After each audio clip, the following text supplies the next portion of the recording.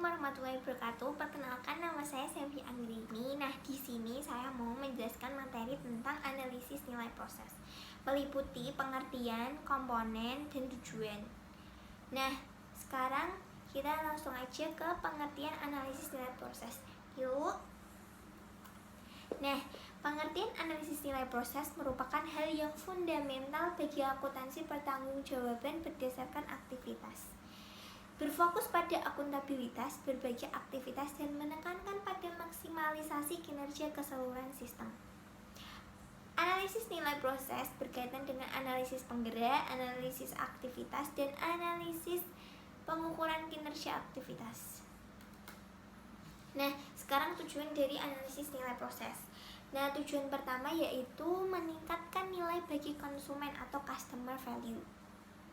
Proses bisnis atau value chain adalah suatu mesin yang menghasilkan nilai dalam wujud produk atau jasa bagi konsumen yang ingin membeli.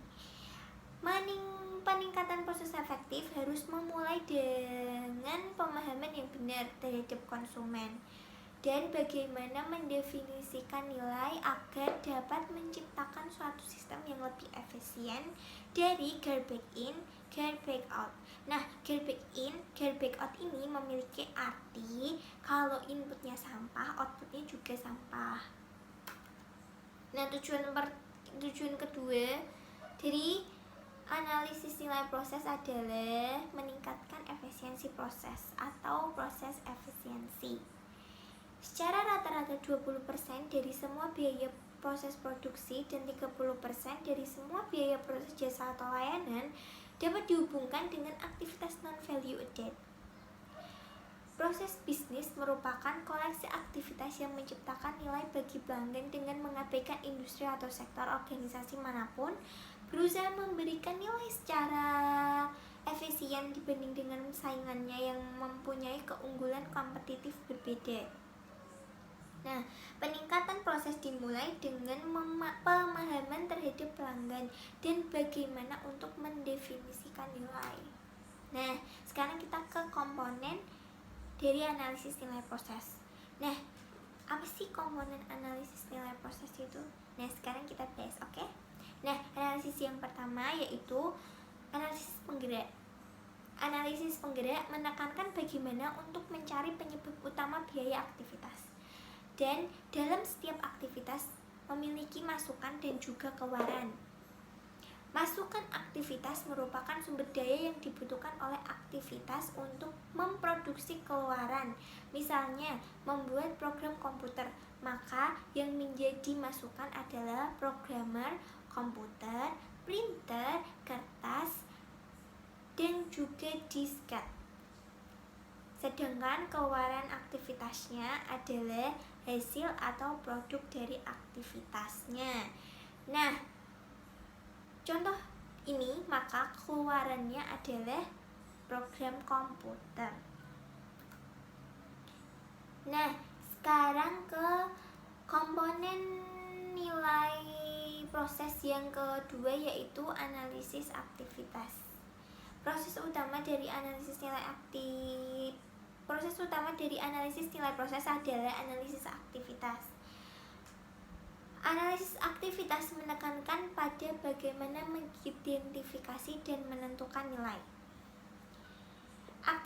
Analisis aktivitas akan menghasilkan 4 hal, yaitu aktivitas apa yang telah dilakukan, berapa banyak orang yang melakukan aktivitas, menentukan nilai aktivitas bagi organisasi termasuk rekomendasi untuk memilih, dan yang terakhir mempertahankan aktivitas bernilai tambah. Nah, komponen yang ketiga yaitu pengukuran kinerja aktivitas. Hal yang mendasar bagi usaha manajemen dalam meningkatkan profitabilitas, maka diperlukan pengukuran aktivitas seberapa baik proses yang telah digunakan. Pengukuran ini dapat dilihat dari segi keuangan dan non-keuangan. Ukuran ini juga dirancang untuk mengetahui adanya perbaikan berkelanjutan. Pengukuran kinerja aktivitas berpusat pada 3 dimensi utama, yaitu efisiensi, kualitas, dan juga waktu. Nah, cara penggunaan pengimplementasian. Ada 5 langkah dalam analisis proses nilai, yaitu A. Mendefinisikan karakteristik dari kepuasan konsumen.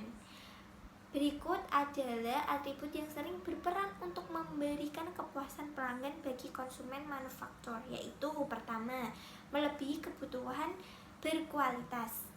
Kedua, terjadwal pengantaran. Ketiga, rekomendasi ide pengurangan. 4. Menunjukkan fleksibilitas dalam mempertemukan perubahan jadwal konsumen. Nah, kelima, merespon terhadap keluhan kualitas dengan cepat dan segera menindaklanjuti. Yang keenam, menyediakan kemampuan pengembangan dan rancang bangun produk substansil. Yang ketujuh, menetapkan suatu proses untuk mengidentifikasi perubahan di dalam kebutuhan pelanggan dan tepat waktu. Yang terakhir, mengkomunikasikan perubahan itu kepada orang yang tepat. Nah, yang B, menyiapkan diagram aliran proses. Nah, menyiapkan diagram aliran proses itu biasanya memberikan informasi seperti keputusan-keputusan dan aturan pemerintah. Yang kedua, rata-rata pengolahan dan antrian waktu. Yang ketiga, jarak suatu tempat. Keempat, operasi untuk dilakukan. Yang kelima, pusat kerja yang melakukan penyelenggaraan pekerjaan tersebut. Yang keenam, waktu standar untuk setup dan menjalankannya. Yang terakhir yaitu total waktu yang digunakan untuk operasi itu. Nah, yang C, mengidentifikasi aktivitas non-value added. Nah, aktivitas non-value added adalah operasi ekstra dan fungsi yang dibangun dari inefisiensi dan inefektivitas. Meliputi langkah-langkah yang ideal yang tidak memerlukan untuk mengkonversi material ke produk jadi. Contoh umum meliputi waktu setup yang lebih, persediaan yang ekstra, laporan operasional dan keuangan yang tidak akurat, penyortiran, menerima dan pemeriksaan, pengerjaan kembali, dan sisa.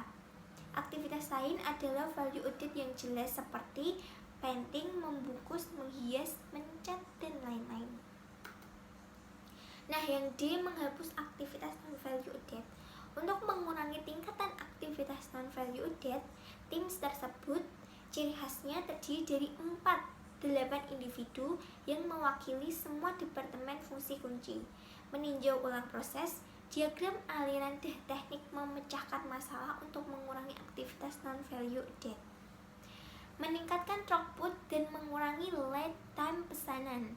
Tim kemudian mengutamakan penyebab yang potensial sehingga dapat mengembangkan solusi dan menggambarkan rencana implementasi. Nah, E yaitu mengimplementasikan perubahan dan mengukur pengembangan. Sebelum menerapkan usulan solusi suatu tim, menyusun garis dasar pencapaian data yang dibutuhkan pembentukan itu mencerminkan atribut yang ditingkatkan. Misalnya hari bekerja dalam proses, rata-rata waktu setup, dan persen pengerjaan ulang. Kemudian memperkenalkan tindakan modifikasi dan penyusunan kinerja data tambahan yang harus dilakukan untuk meneliti derajat peningkatan. Nah, udah selesai. Sekian dari saya. Mohon maaf kalau ada salah kata dan salah pengucapan. Wassalamualaikum warahmatullahi wabarakatuh. Sampai jumpa lain kali.